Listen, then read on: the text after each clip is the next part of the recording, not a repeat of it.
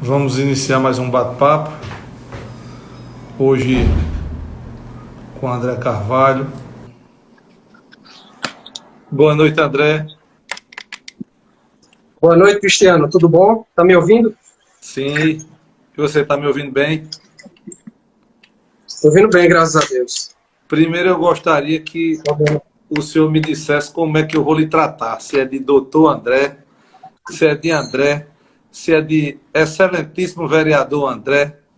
Que André, para os amigos, os nossos seguidores, André é doutor em comunicação pela Universidade Federal de Pernambuco, parlamentar, vereador por Vitória de Santo Antão e é mega comprometido, é um bom parlamentar e defende a mesma linha de trabalho que eu tento aí e na trilha da comunicação de André. André faz muito bem o papel de fiscalizador, comunica bem o seu papel. E hoje entramos em entendimento para a gente discutir um pouco, dividir um pouco do nosso dia a dia com os amigos vereadores, com os assessores, as pessoas que seguem Cristiano Custódio, as pessoas que seguem André Carvalho, vereador por Vitória de Santo Antão, Pernambuco.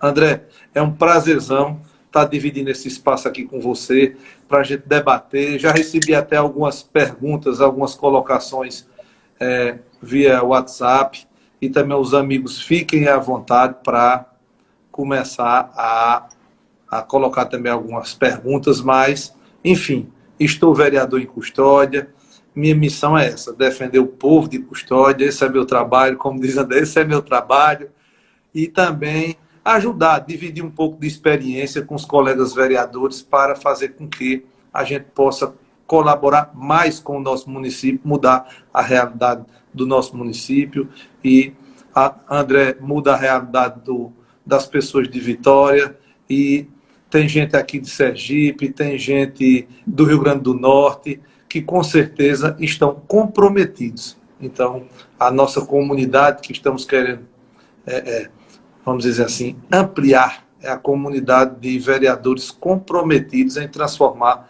a vida do seu povo, transformar para melhor. André, fica à vontade para você fazer a sua apresentação, suas colocações. Doutor André Carvalho, doutor em comunicação por UPE e vereador por Vitória de Santo Antão. Boa noite, Cristiano. Para mim é uma honra aqui estar trocando essa ideia com você. Esses títulos todinho e R$10 você compra uma garrafa de Coca-Cola. Pode chamar de André mesmo. Eu acho que a gente, apesar de estarmos em cidades diferentes no mesmo estado, né, mas que une a gente é um propósito em comum, de um trabalho sério de fiscalização dos serviços públicos, dos gastos públicos. E é isso. Muito obrigado aí pela oportunidade. Você também é uma referência para mim, sempre acompanho o seu trabalho aí em Custódia. Obrigado. Obrigado. E nós temos um desafio, além das funções típicas e atípicas do vereador, da função de legislar, fiscalizar, administrar, julgar, assessorar o executivo. Nós temos uma missão que é fazer com que a sociedade, o povo entenda a função do parlamentar, que o povo participe, que o povo também coloque em prática o controle social. Eu acredito, André, que esse é o maior desafio. Esse é o nosso maior desafio, é fazer com que a sociedade compreenda as funções do vereador para nos ajudar, para cobrar ao seu parlamentar, para eleger os que mais se identificam com você ou com sua causa e nos ajudar, porque nós precisamos da ajuda da sociedade. Nós precisamos, para a gente transformar, mudar um pouquinho de nossa cidade, a gente precisa da ajuda do povo. Você está hoje na oposição, na sua cidade, e vejo que você faz um trabalho quase que isolado, da mesma forma eu estou em Custódia, porém, eu já estive no Executivo, hoje estou no Legislativo, e sei também das dificuldades dos vereadores de situação. Os vereadores que estão na situação também têm dificuldade. Porque quando você vai fiscalizar, quando você vai estudar um projeto ou uma lei orçamentária para você opinar, deliberar sobre aquilo, quando você questiona, quando você fiscaliza, já é tido como oposição.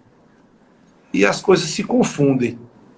Nós temos as prerrogativas, ou seja, nós temos o direito de exercer nossas funções, mas nós temos também o dever. O vereador ele tem o dever de exercer, inclusive, o controle externo do Executivo. Isso está posto na Constituição. Então, não é só um direito, é um dever. E a sociedade precisa compreender para nos ajudar a ser mais eficiente e fazer com que realmente o Legislativo cumpra o seu papel.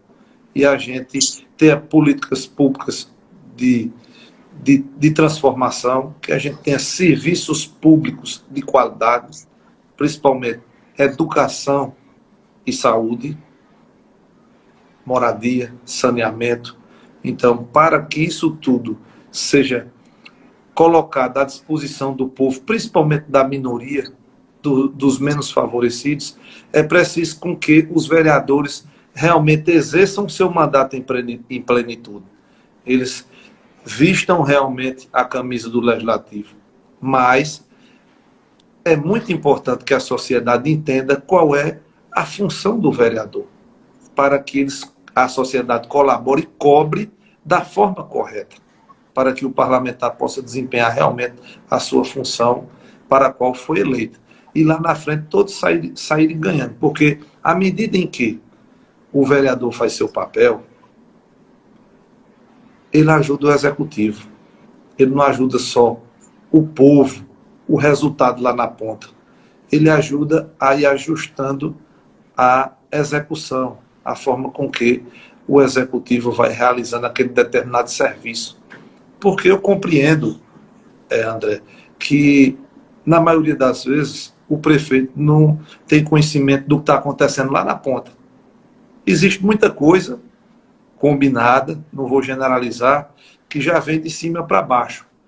Mas existe muita coisa pequena, muito detalhe que acontece no dia a dia de uma administração, de uma cidade de médio porte como Vitória de Santo Antão, que o chefe do executivo, o prefeito, não sabe o que está acontecendo. Então, existem essas particularidades.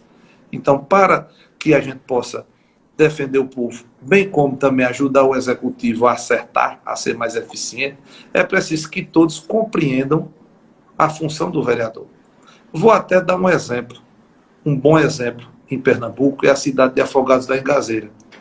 Participei ontem de um evento na cidade de Afogados da Engazeira e fiz essa referência também ao executivo, porque lá os vereadores da situação fiscalizam, visitam hospitais, unidades de saúde, escolas, e não são mal interpretados pelo executivo. Lá existem as emendas impositivas. Eles fazem emendas ao orçamento.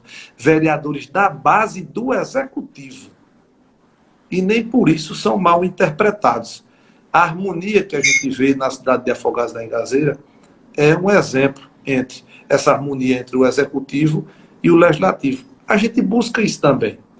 Se André é mal interpretado, ou se Cristiano é mal interpretado quando a gente tenta buscar o melhor para o nosso município, é lamentável, principalmente por parte do executivo e de sua equipe, porque o executivo e sua equipe, a gente entende que tem um entendimento de compreender qual é a nossa função.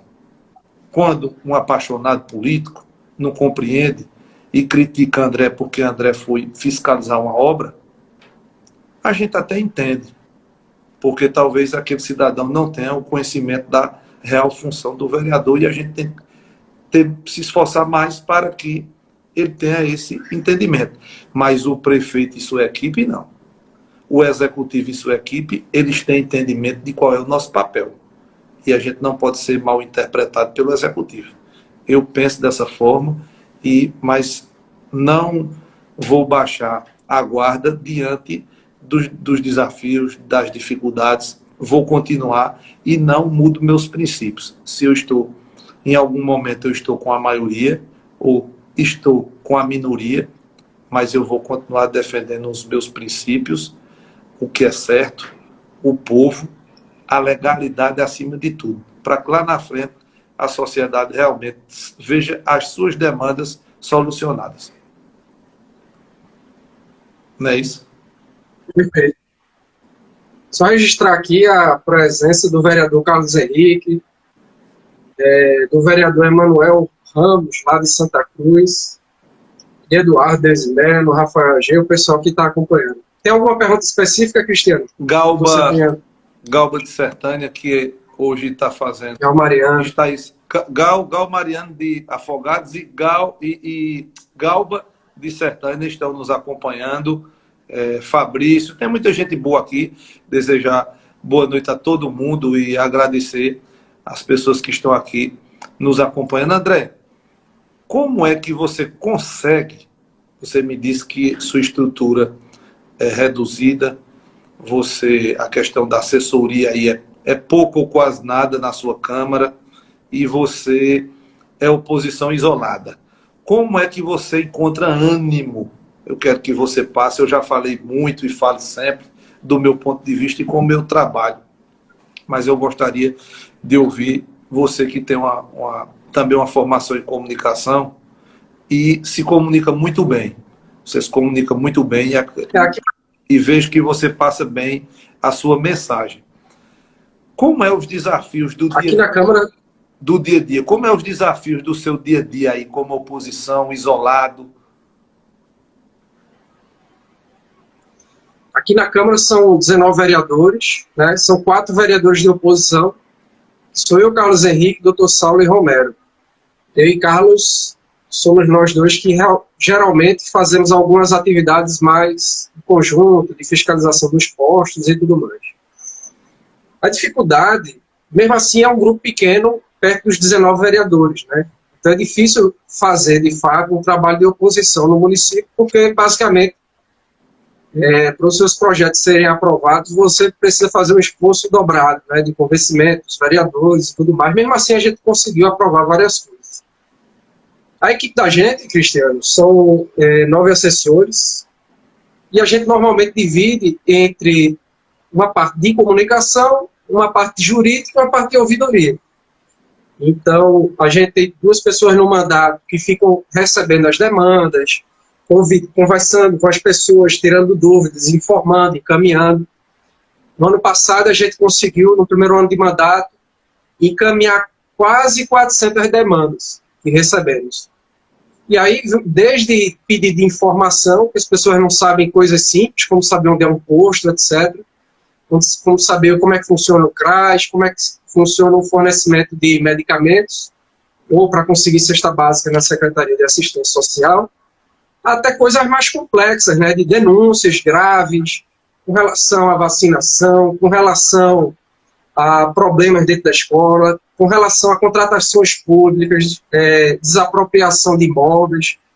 Então, a gente recebe todo esse tipo de demanda. E aí, uma parte grande da equipe, ela é de comunicação, então tem uma galera que trabalha com designer, tem uma galera que trabalha com redação e geração de conteúdo.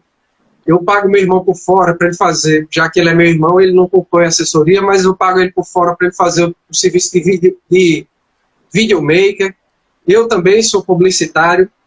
Então, e a gente também tem a equipe jurídica, né? Um advogado, um estagiário.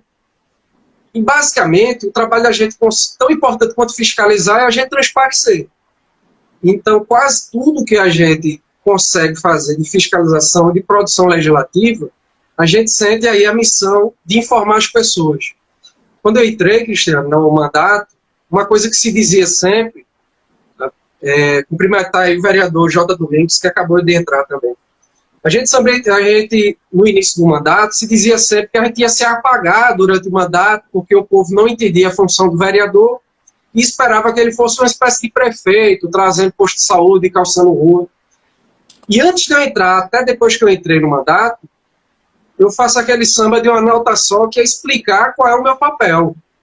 Então, meu papel não é conseguir ambulância, meu papel não é ajeitar a iluminação pública, meu papel não é calçar rua, nem trazer posto de saúde, nada disso. Meu papel é fiscalizar para o executivo fazer o trabalho dele, dar sugestões, aprovar os projetos. E eu ainda faço mais. Eu tento fazer com que a população entenda isso.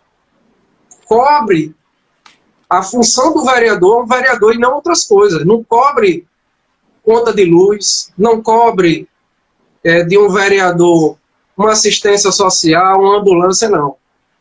Cobre a fiscalização do prefeito, porque eu tenho certeza que se os 19 vereadores fizeram aí em Afogado da Igazeira, como você disse, o prefeito ia trabalhar muito mais. Porque, no fim das contas, a gente acaba ajudando muito o prefeito, mostrando os erros da administração dele. Eu vou dar um exemplo aqui. O prefeito não fez o plano, organizou o plano diretor da cidade. O plano diretor é a lei mestra para o prefeito fazer o planejamento do município. E esse plano diretor ele tem que ser organizado de 10 em 10 anos. A gente já vai fazer aí 10 anos de desatualização do nosso plano diretor. Precisa convocar a sociedade, os mototáxis, feirantes, associações, igrejas, sociedade, discutir o plano diretor e planejar a cidade para os próximos 10 anos. Não adianta prefeitos que andam de carro, ar-condicionado e vidro levantado, passando no centro da cidade, bate a ideia na cabeça dele, ele quer fazer achando que é boa. E muitas vezes não é que a sociedade espera. Uma das coisas que eu questionei, o prefeito fez obras bonitas aqui, uma praça bonita, uma rua 24 horas bonita, mas a gente tem ruas aqui que correm um esgoto na frente da casa do camarada. Será que não seria interessante descentralizar esse recurso? Faça convoque a população e pergunte, vocês querem que a gente faça um rodízio aqui, calçando e saneando as ruas, ou a gente invista no centro da cidade? Que a maior parte das obras foram de mobilidade, voltada para quem dirige. Alargamento de rua, ajeitando a avenida, cortando praça para ter vaga para veículo. Até as praças que são construídas, tem praça sendo construída aí já com a vaga de estacionamento. Então, é uma cidade pensada para quem dirige de carro no ar-condicionado, porque não tem, os projetos não têm árvore frondosa, que tenha sombra, um monte de palmeira que não gera sombra, os bancos não são colocados embaixo das árvores, ou seja, não é pensado para o pedestre, não é pensado para a população que mais precisa. Vamos fazer uma rua 24 horas, uma praça dessa bonita, em Doutor Alvim, Doutor B, de Iraque 1, Iraque 2. Porque, Cristiano, sabe, a gente passou esse ano da pandemia, as escolas públicas sucateadas, a gente podia ter feito aqui na cidade um trabalho forte de infraestrutura, um mutirão, para receber os alunos. Ainda não foi feita nenhuma reforma grande nas escolas do município. A gente tem uma das 20 piores educações básicas do estado de Pernambuco. Então a gente tem que começar a pensar a priorização do dinheiro público para quem mais precisa, e a cidade toda vai ganhar com isso. Então minha equipe, a nossa equipe, ela é organizada com o setor de ouvidoria, para ouvir a população, o setor de comunicação e o setor jurídico forte. Ficou na construção do orçamento do ano passado, houve audiências públicas aí na sua cidade, fizeram algum trabalho, mesmo que de forma remota, para construir. Na sua cidade houve essa... Para construir o quê? Articulação? Não. Sobre a lei orçamentária, a lei orçamentária ela foi votada presencialmente, certo? Não estava ainda na modalidade remota. A gente conseguiu ainda emendar algumas coisas na lei de diretrizes orçamentárias. Por exemplo, Vitória estava deixando de receber um recurso do fundo penitenciário, porque não tinha uma legislação sobre isso. A gente incluiu na LDO. Uma das promessas do prefeito foi ter uma atenção à causa animal, ele não tinha botado nada sobre isso na LDO, a gente incluiu, junto com o vereador Gold, o vereador Carlos. Então, assim, não houve exatamente pluralidade. Houve uma audiência pública, né? A prefeitura apresentou os gargalos do orçamento, mas um dos problemas da lei orçamentária, Cristiano, é que as prefeituras enxergam ela como uma ficção, uma peça de ficção. Ele bota qualquer coisa ali e depois vai mudando durante um ano. Eu vou dar um exemplo. O orçamento desse ano previa 50 mil de despesa para comunicação. Aí o prefeito abre uma licitação no valor de 1.800.000. Contraste. Ou seja, não teve planejamento nenhum no orçamento. É um contraste logo nos primeiros meses, é o que eu sempre acho como o mais bizarro da lei orçamentária é o executivo suplementar em janeiro e fevereiro. Eu acho o cúmulo.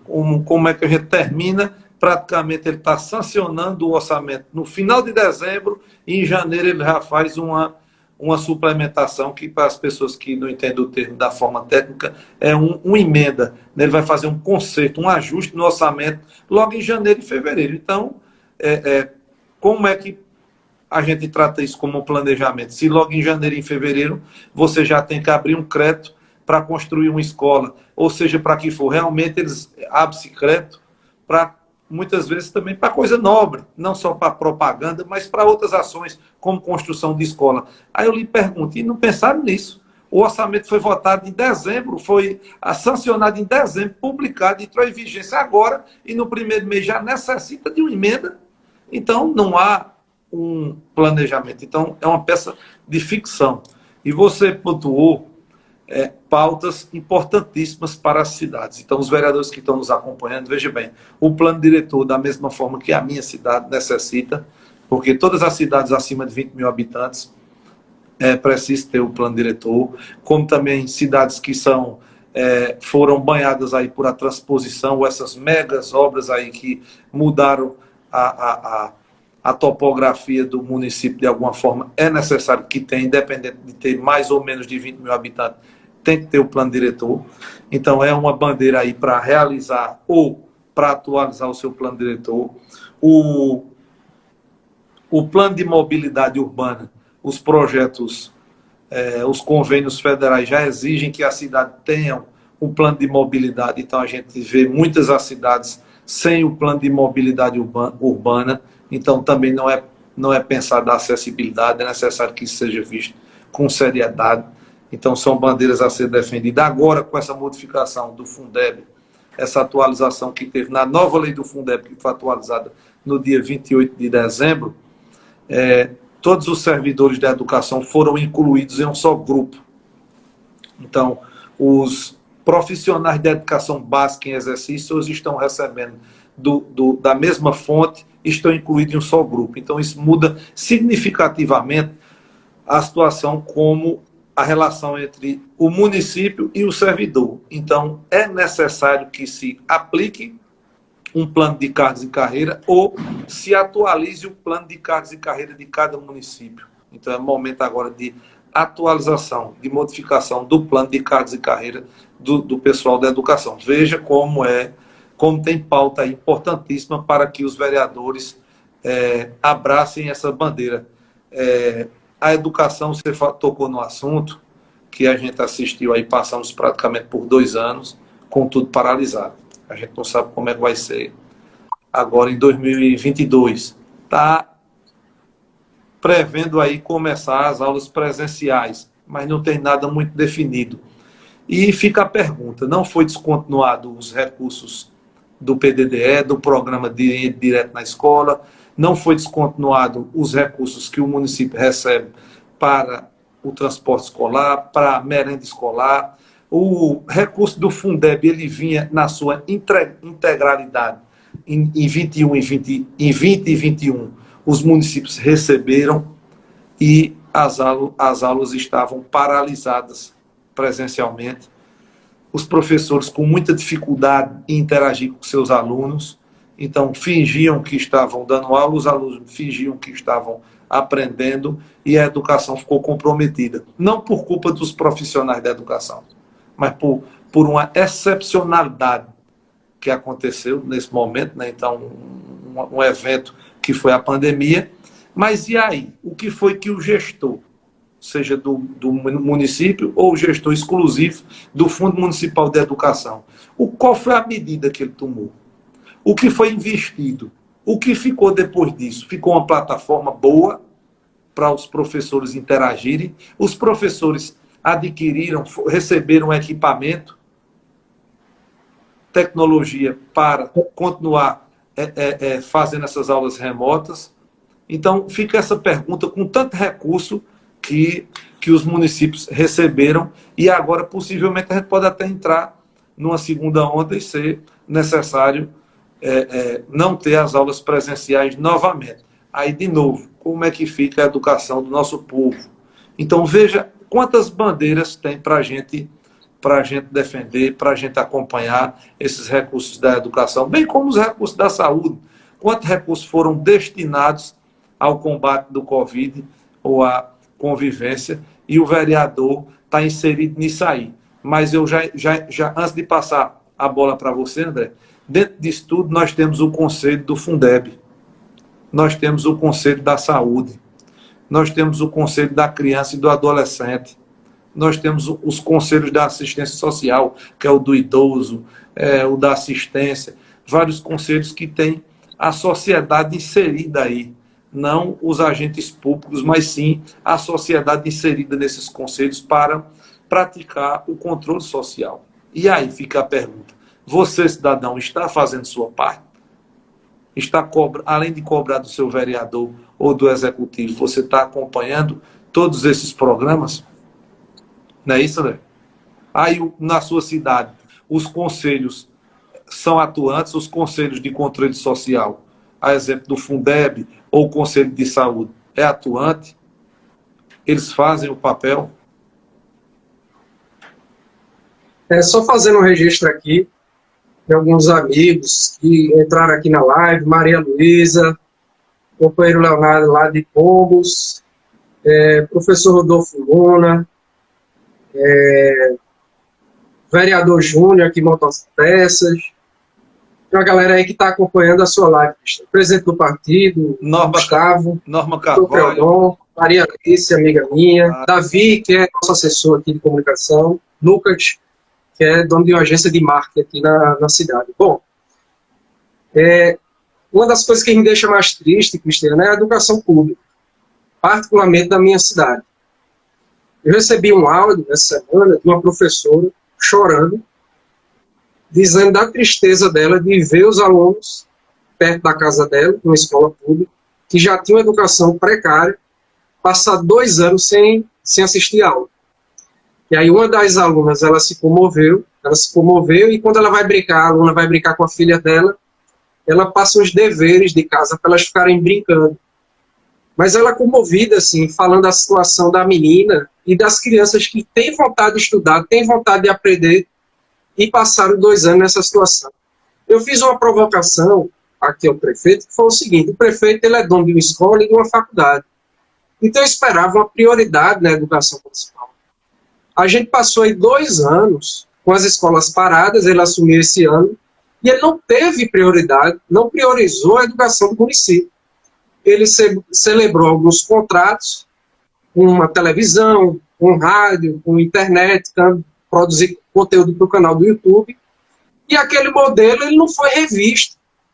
Tem aulas no YouTube, imagina um universo de 12 mil matriculados, tem aulas no YouTube que tem 2 visualizações, ou seja, o professor assistindo a própria aula dele. Veja a carência e a escassez de educação no município. Quando foi em outubro do ano passado, a prefeitura anunciou a volta às aulas presencial. Eu disse, bom, vou olhar como é que estão as escolas para receber os alunos. Precaríssimo. Telhado caindo, banheiro sem porta, salas totalmente, sabe, uma bagunça, sujo, escolas sujas ainda. Então, a despreocupação total com a educação pública do município, porque os gestores, eles se preocupam mais em fazer uma espécie de marketing.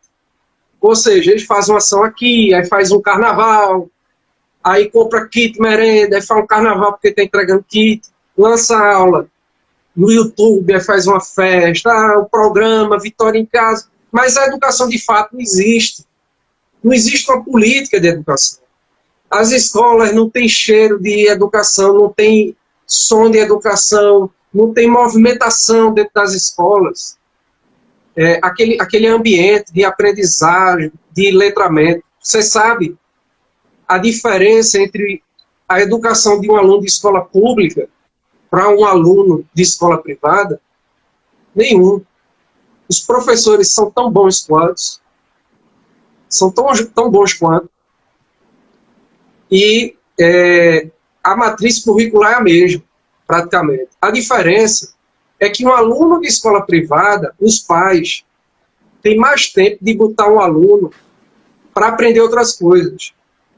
Aprender a lutar judô, aprender a arte marcial, natação, bota no pulmão, faz balé.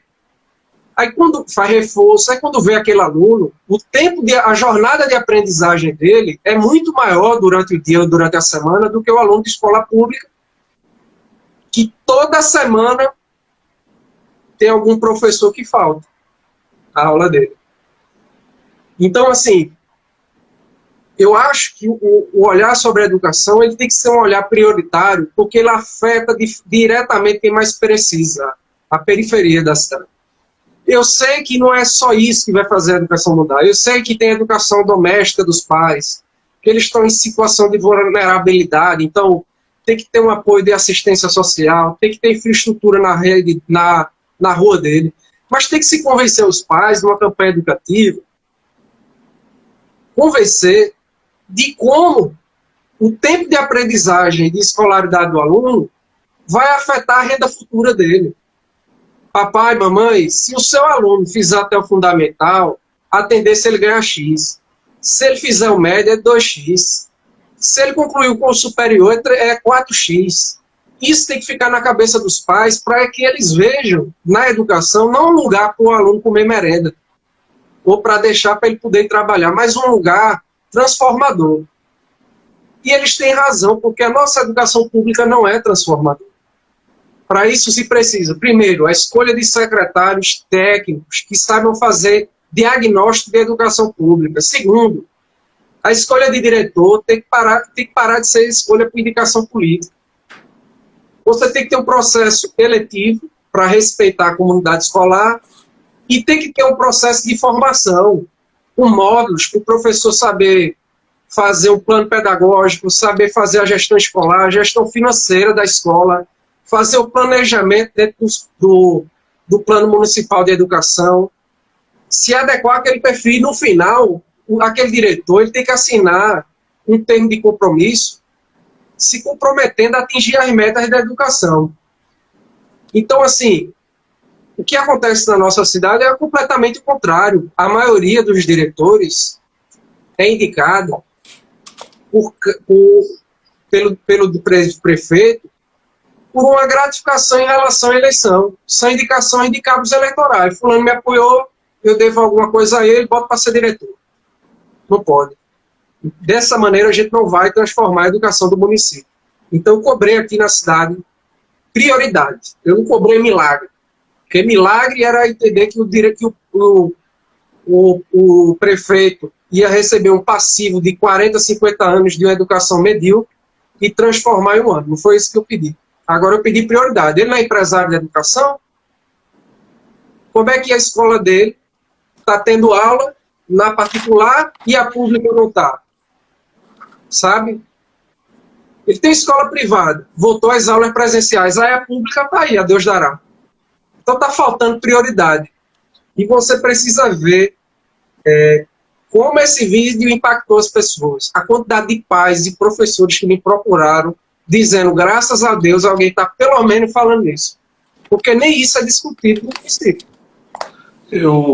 Você tocou em um assunto aí simples e, ao mesmo tempo, o ponto fundamental da gestão, que é a prioridade.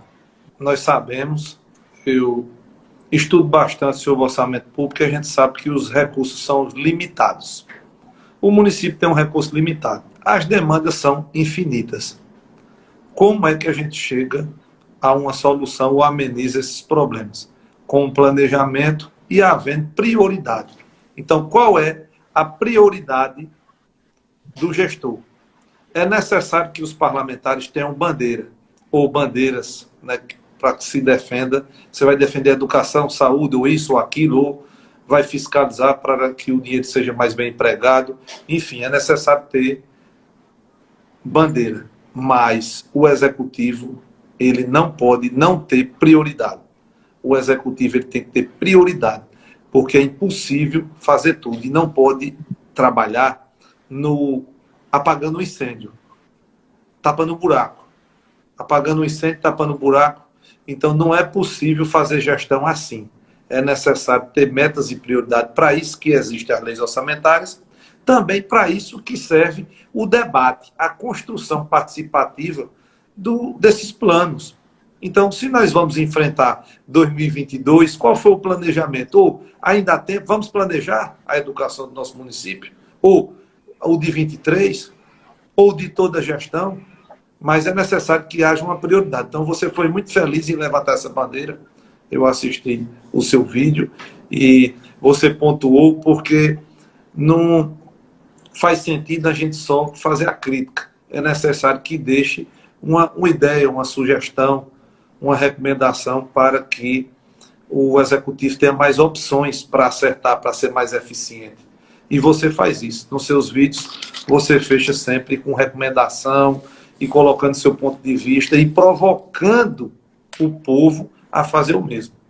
Provocando o povo, ou seja, as pessoas do povo, ou também os assessores do executivo, para que eles pensem, eles processem. Na hora que a gente coloca só um problema, cria-se um escudo. Que quem está na crista da onda, ou seja, quem está ali executando, a secretária de saúde ou de educação, ele cria logo um escudo para se proteger. E quando você questiona, é isso que a gente quer? Foi para isso que a gente foi eleito? É isso que o povo precisa? Então, quando vai se colocando as perguntas, a nossa educação está sendo eficiente, é de qualidade, está havendo um avanço, as crianças estão sendo alfabetizadas. Então, quando se coloca as interrogações, as pessoas que estão à frente, se souberem ouvir, eles vão processar e vão melhorar. Só em colocar o questionamento, as perguntas, com certeza as pessoas vão evoluir. Então, esse é um processo. Inclusive, eu quero deixar aqui para você que no meu município, em 2008, eu apresentei uma lei municipal para que os diretores fossem escolhidos por um processo democrático. Mas nunca prefeito nenhum colocou isso em prática. Falam que é uma distorção, um vício aí de iniciativa, que o legislativo não poderia opinar no executivo e nunca cumpriram essa norma. Mas eu idealizei isso e coloquei no papel um projeto de lei em que o corpo escolar escolhia 3 nomes e o prefeito nomeava depois que ele decidisse entre os 3 que foram escolhidos. E também pensando nessa capacitação, mas infelizmente o executivo até hoje, os que passaram, foram alguns, acham que isso não se aplica, né? A gente estaria entrando na seara do executivo, mas a gente está no legislativo para colaborar.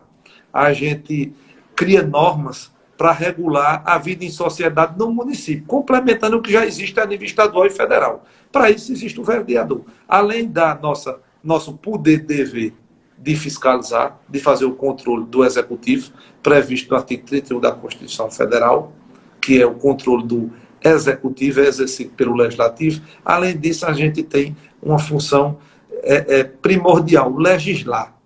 Legislar, ou seja, colocar no papel a regra para uma melhor convivência dentro do município, uma melhor vida em sociedade do nosso município, trazendo algo que já existe a nível estadual e federal para a realidade do município ou respondendo àquela demanda do município. À medida que a gente se comunica, bem, escuta e vê a demanda, existe um problema, aí eu invoco novamente, como às vezes eu sempre gosto de invocar, a teoria tridimensional de Miguel Reale, fato, valor e norma. Então existe um problema,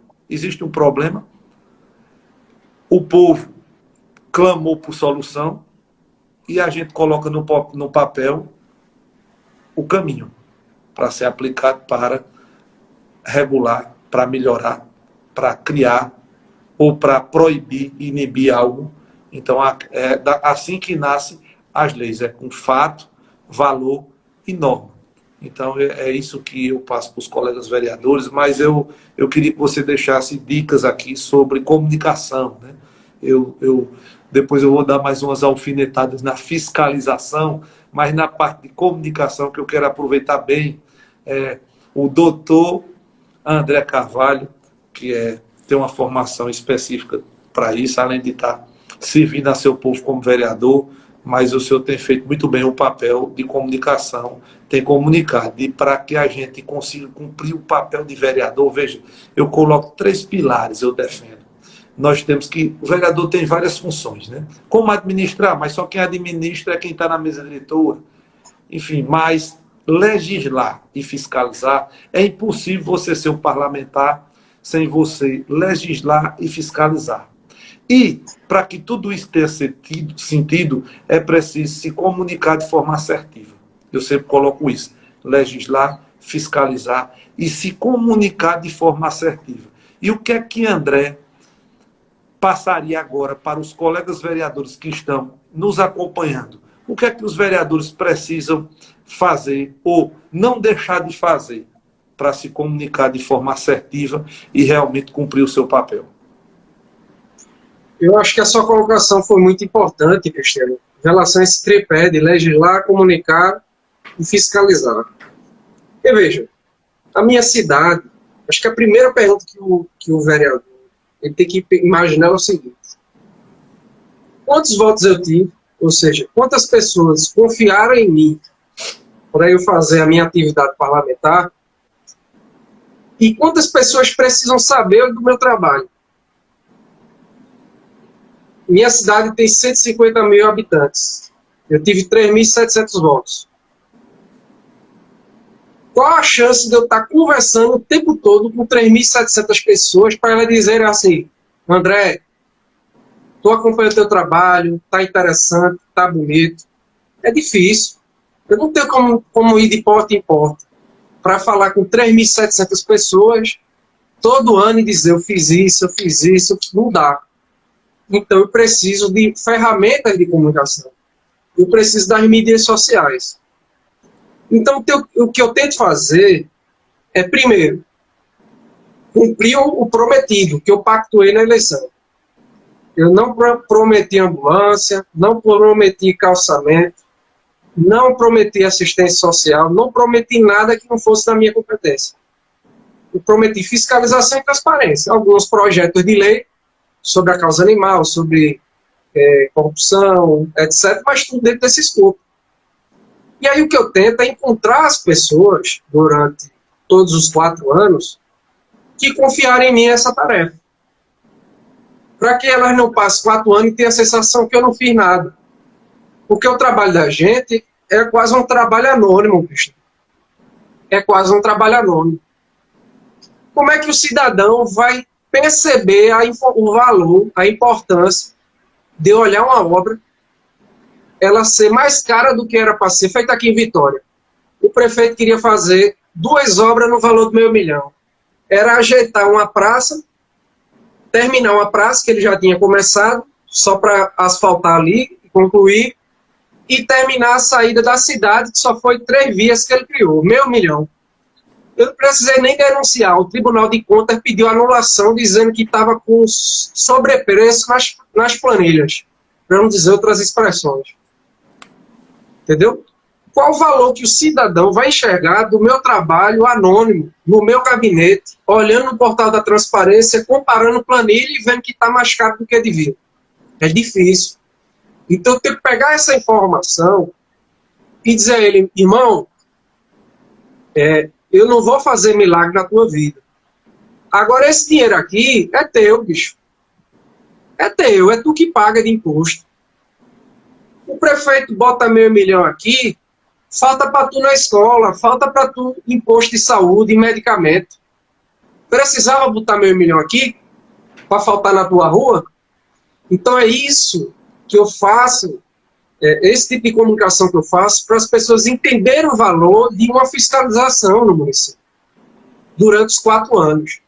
Se a Câmara fosse forte, prefeito nenhum fazia o que quer não de uma cidade. A Câmara é o poder mais forte que tem no município. É muito mais forte que o prefeito.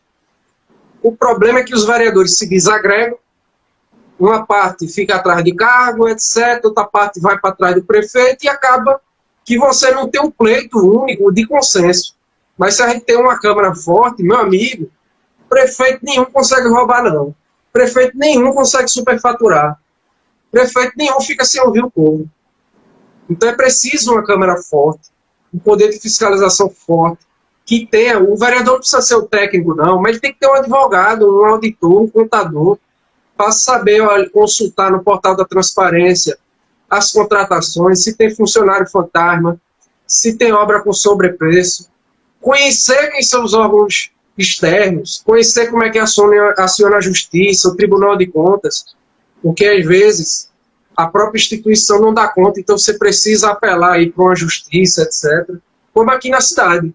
Já fiz vários pedidos de informação, a prefeitura se recusa a responder. Qual é a minha saída? Mandado de segurança, direito líquido e certo, para o prefeito cumprir a obrigação dele, que é me dar informação. Então, eu acho que a comunicação, cada vereador tem que pensar nisso. Quantos votos eu tive? Eu tive 1.000, então imagine que você, durante os 4 anos, tem que conversar com essas 1.000 pessoas. Você não vai na porta delas, mas tem como você conseguir elas no Instagram, que elas lhe sigam, conseguir o WhatsApp e o e-mail delas para manter uma comunicação, uma relação e elas compreenderem o trabalho. Segundo, manter a coerência com o que você prometeu, né? E prometer as coisas corretas durante a campanha. Não prometer milagre nem mentira. É por aí.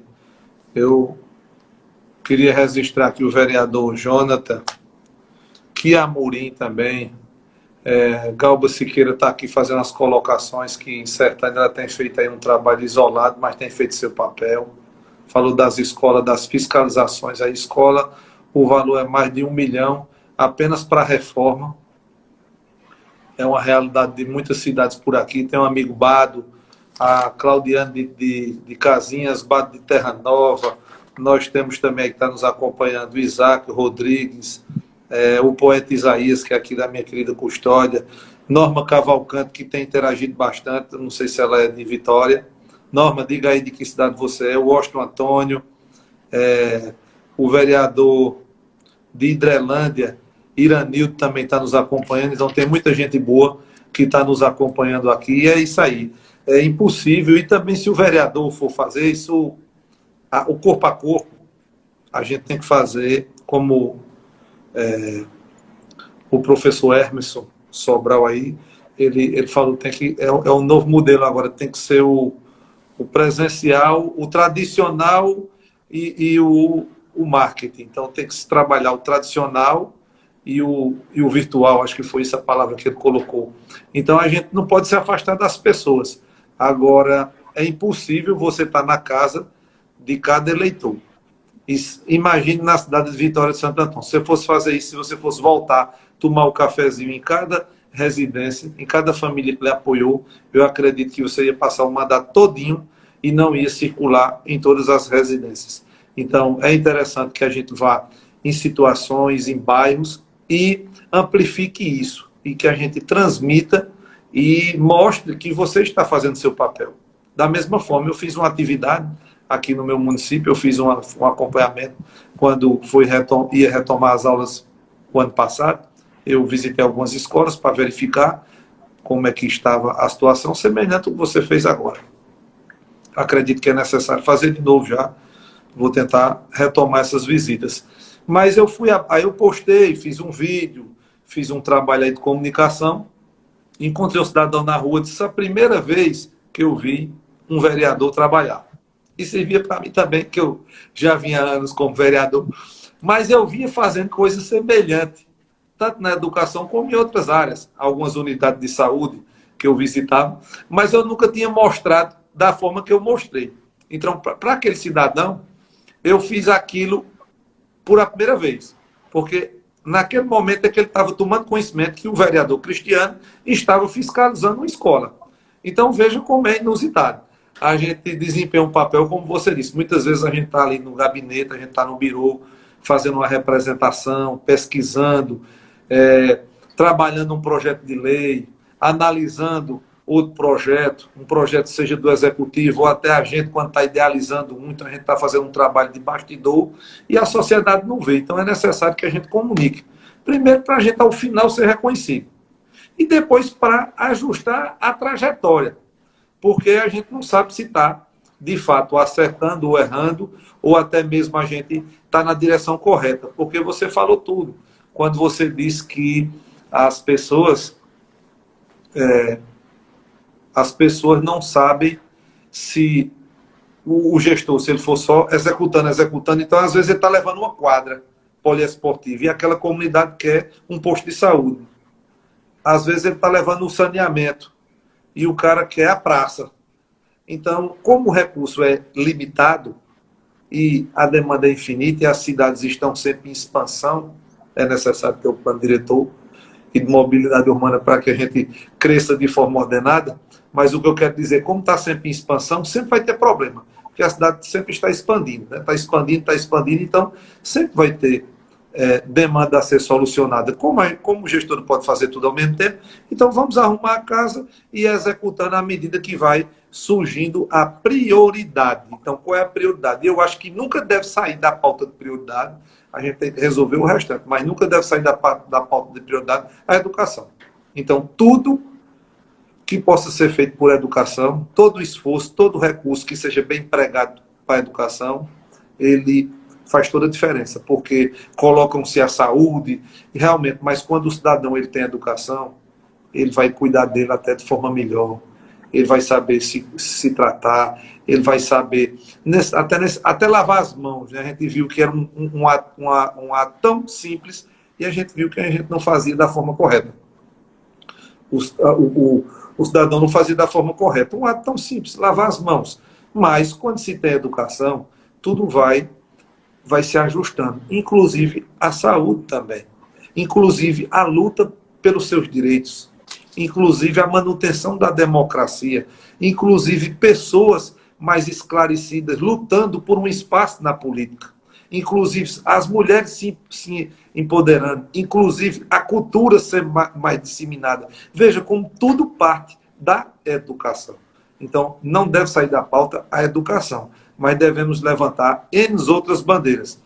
Gostaria de registrar aqui o professor Fernando Machado, que é o autor do livro da lei que ensina a fazer leis. Então, já dividi um momento com ele, ele colocou no papel e de uma forma bem didática aí, sobre a lei que ensina a fazer leis. Então, os parlamentares aí, acho que não devem deixar de conhecer essa obra do professor Fernandes. Ele está nos acompanhando aqui, e tanta gente boa que está nos acompanhando. Mas, André, eu passaria uma noite inteira conversando contigo, principalmente se a gente for entrar em fiscalizar, porque é minha praia, eu gosto muito, porque quando a gente fiscaliza, o prefeito ele vai se autopoliciar e a tendência é errar menos, né? Para não dizer outra palavra, ele vai errar menos, né? Quando a gente está de olho e quando tem oposição. Quando não existe oposição, o legislativo perde o seu sentido,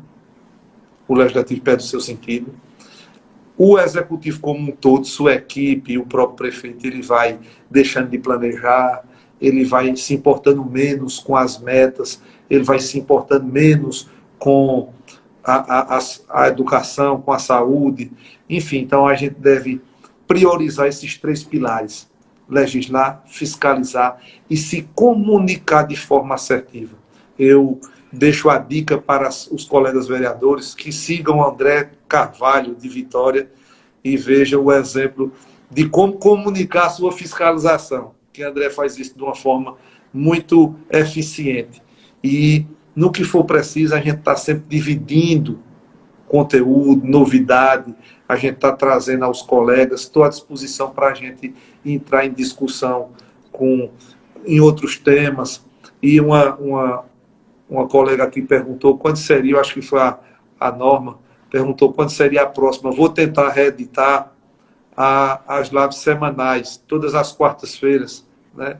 Toda quarta-feira eu vou reeditar, trazer um técnico, trazer um vereador, um técnico, um vereador. Então a gente fica revezando entre o vereador e um técnico para que a gente possa dividir um conhecimento, experiência e ver os pontos de vista e também provocar pessoas a entenderem e compreender a função do vereador e os vereadores também realmente vestir a camisa, exercer o seu mandato em plenitude. Nós temos essa missão.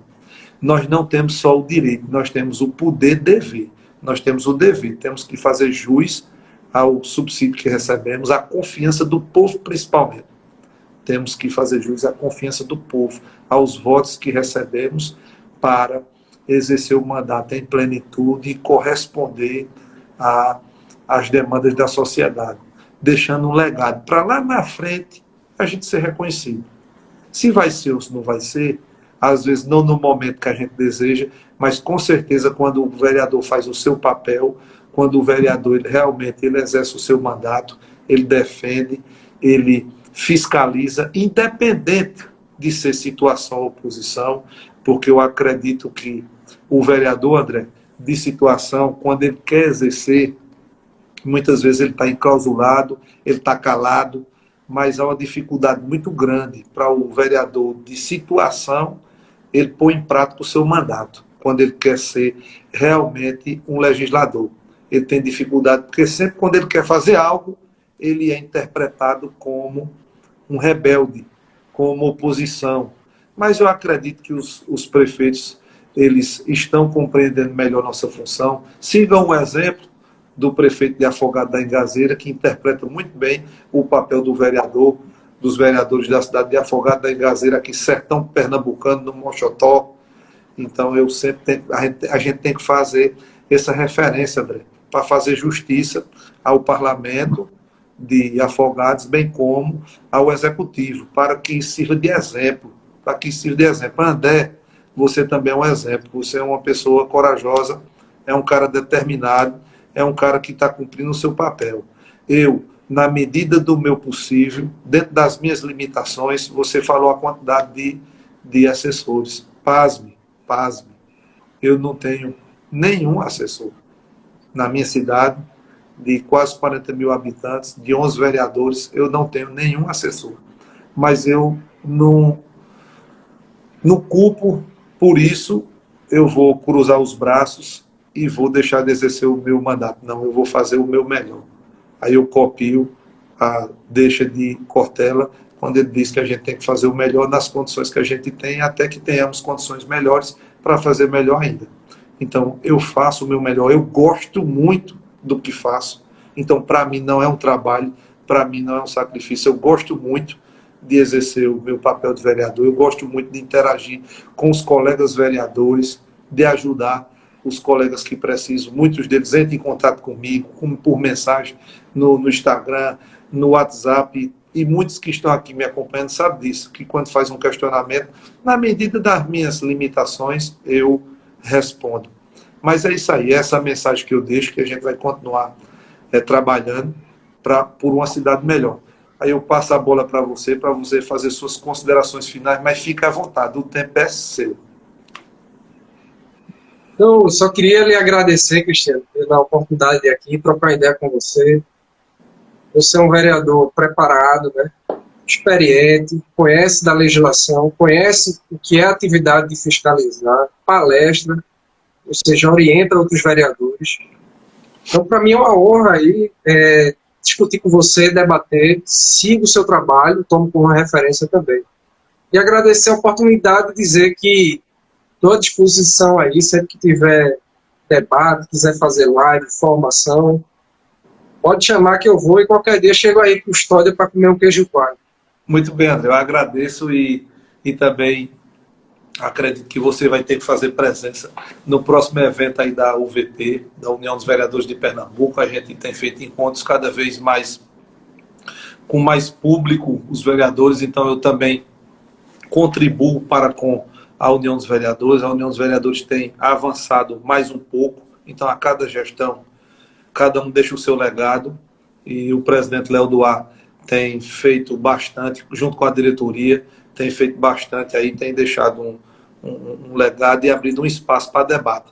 E seja com a entidade UVP, seja sem a entidade, seja a UVP mulher ou jovem, ou a Frente Parlamentar Jovem, existe um movimento Frente Parlamentar Jovem, seja qual for o movimento que exista, independente da posição partidária dos colegas, vamos criar uma comunidade, e já criamos, né? Vamos aumentar essa interação com pessoas, André, que queiram realmente ver sua cidade melhor, que queira contribuir, seja os que têm mandato, até mesmo os que estão aspirando, são aspirantes a vereador, ou os que querem o melhor pelo seu município, e os vereadores, seja de pequena cidade, de grande cidade, vamos manter essa interação para a gente se ajudar e tornar a nossa cidade melhor, porque eu fazendo da minha Custódia uma cidade melhor, você vai contribuir para que Vitória seja um pouco melhor, e você também já venceu fronteiras. André hoje não é mais um cidadão de Vitória, André hoje é um cidadão de Pernambuco, e eu posso até dizer assim, sem fronteiras, né, do Brasil. Então você tem muito a contribuir com Pernambuco, André, com seja que espaço for, em Pernambuco, no Brasil. Então eu desejo sucesso e que você pense grande, porque o homem tem que pensar grande e ele tem que ter grandes projetos para que a gente consiga transformar mais vidas, né? A gente consiga fazer entregas e deixar um legado. E eu acredito que você tem isso em mente, e eu desejo que Deus ilumine o seu caminho e que você consiga contribuir não só com Vitória, mas que você consiga contribuir com o nosso estado de Pernambuco. É isso que eu desejo no dia de hoje, de coração, com toda sinceridade. E obrigado pelo espaço, André. Obrigado por a disponibilidade de estar comigo aqui nesse espaço. Valeu, Cristiano. Tamo junto.